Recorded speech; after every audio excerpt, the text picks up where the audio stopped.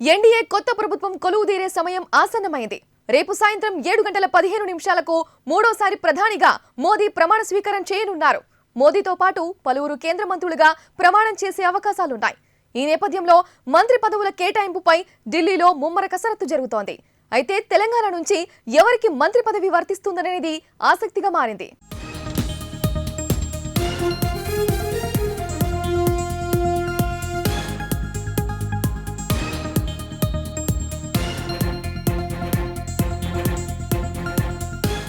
రాష్ట్రంలో కాంగ్రెస్ అధికారంలో ఉన్న ఆ పార్టీతో సమానంగా బీజేపీ 8 స్థానాలు సాధించింది. అందుకే తెలంగాణకు కీలకమైన మంత్రి పదవులు దక్కుతాయని పార్టీ రాష్ట్ర నాయకత్వం ఆశిస్తోంది. ఈ క్రమంలో తెలంగాణకు 2 మంత్రి పదవులు దక్కే అవకాశాలున్నాయి. మంత్రి పదవి ఆశిస్తున్న వారిలో బండి సంజయ్, కిషన్ రెడ్డి, డీకే అరుణ, ఈటల రాజేందర్ పేర్లు బలంగా వినిపిస్తున్నాయి. తమకు కేంద్ర మంత్రి పదవి ఖాయమని ఈ 4 నేతలు ధీమాగా ఉన్నారు.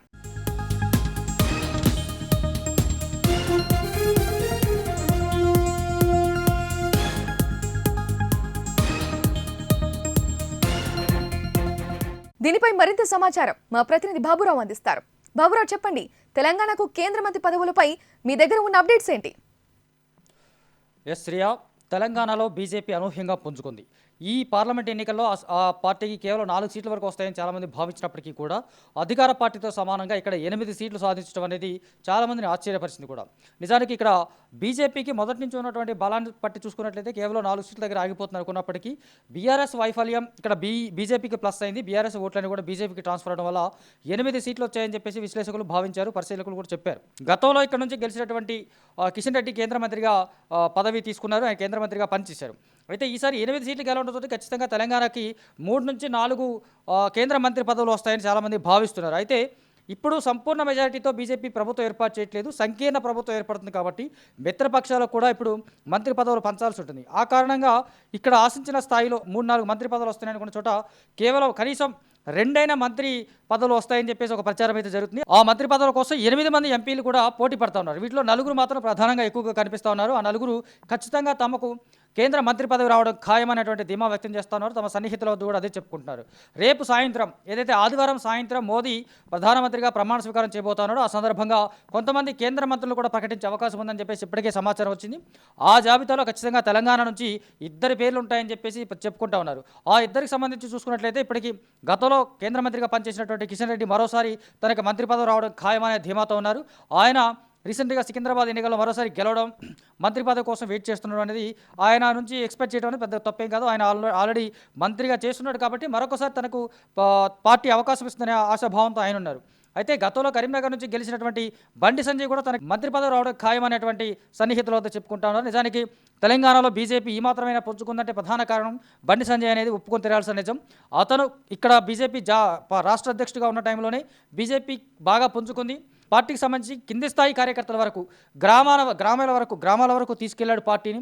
అతను మాటల వల్ల అయితేనేమి, రకరకాల విమర్శలు అయితేనేమి, కంటెంట్ ఏదైనా సరే అతను చెప్పినటువంటి మాటలు కానీ ఆ మాటలు తోటలాంటి మాటలతోటి అప్పుడు అధికారంలో ఉన్నటువంటి బీఆర్ఎస్ పార్టీని ఇరుకుని పెట్టాడు.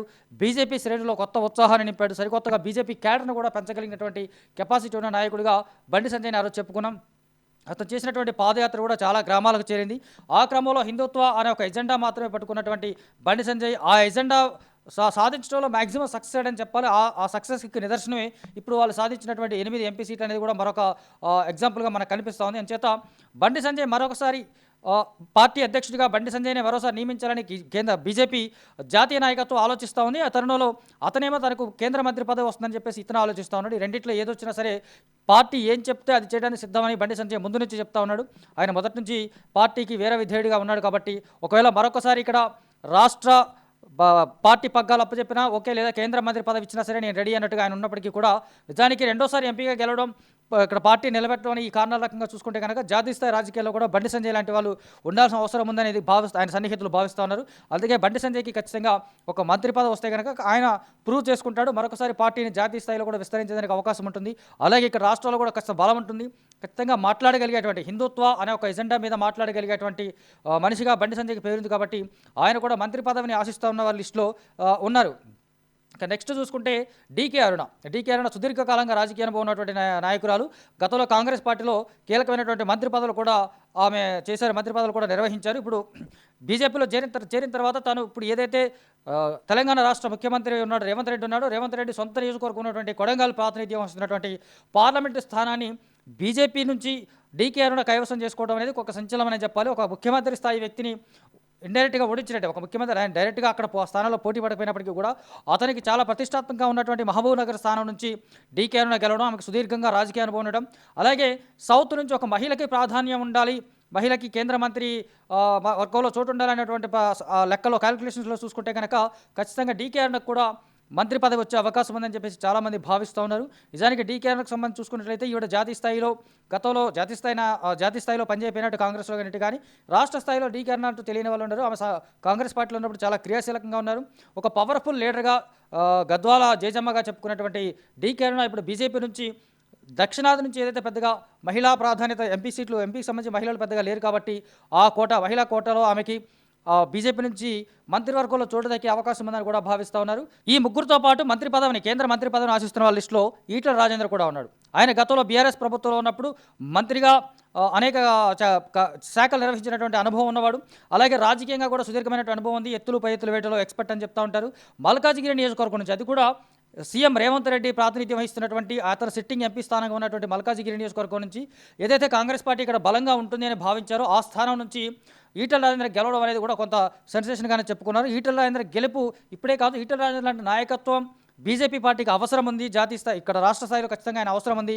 ఆ అవసరాలు నెరవేరాలంటే ఖచ్చితంగా అలాంటి వాడికి ఒక మంత్రి పదవి ఇస్తే కనుక ఖచ్చితంగా అతను రాష్ట్ర స్థాయిలో పార్టీని బలోపేతం చేయడానికి మరింత ఉత్సాహంగా పనిచేస్తారనే ఒక భావన కూడా ప్రజల్లోనూ ఆయన అభిమానుల్లోనూ కేడర్లోనూ కొంత కనిపిస్తూ ఉంది.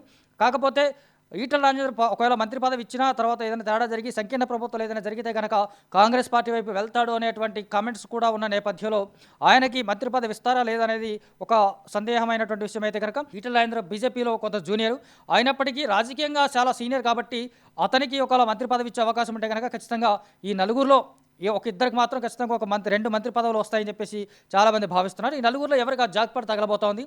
గతంలో ఏదైతే నిజానికి ఇప్పుడు ఇక్కడ కేంద్రంలో బీజేపీ ప్రభుత్వం సంపూర్ణ మెజారిటీతో గెలుచుంటే కనుక ఖచ్చితంగా ఇప్పుడు 8 సీట్లు సాధించినటువంటి దక్షిణాదిలో రెండో అతిపెద్ద పార్టీగా బీజేపీ 8 సీట్లు సాధించడం అనేది ఒక సెన్సేషన్గానే చెప్పాలి. ఇక్కడ అంచనాలు లేని చోట 8 సీట్లు సాధించడం ఖచ్చితంగా పార్టీలో కొత్త జోష్ నింపుతుంది. ఆ జోషిని డబల్ చేయాలంటే ఖచ్చితంగా వీళ్ళకి ఒక 3-4 మంత్రి పదవులు, అట్లీస్ట్ ఒక 3 మంత్రి పదవులు ఇస్తే కనుక ఇక్కడ రాష్ట్ర స్థాయిలో పార్టీ చాలా బలం పుంజుకుంటుంది. ప్రధాన ప్రతిపక్షంగా ఎదిగే అవకాశాలు ఉన్న తరుణంలో నిజానికి అక్కడ కేంద్రంలో బీజేపీకి సంపూర్ణ మెజారిటీ వచ్చుంటే కనుక ఇలాగ జరిగి ఉండేది. కాకపోతే సంకీర్ణ ప్రభుత్వం ఏర్పాటు కావడం, అటు ఆంధ్రప్రదేశ్తో పాటు బీహార్లో కూడా సీట్లు పంచాల్సి రావడం, వీటితో పాటు కొన్ని మిత్రపక్షాలు కూడా మంత్రి పదవులు ఇవ్వాల్సిన అవసరం ఉంది. కాబట్టి ఖచ్చితంగా ఆ మేరకు తెలంగాణలో 4 లేదా 3 మంత్రి పదవులు వస్తాయనుకున్న చోట ఖచ్చితంగా 2 మాత్రం రాబోతున్నాయని ఒక అంచనా వేస్తున్నారు.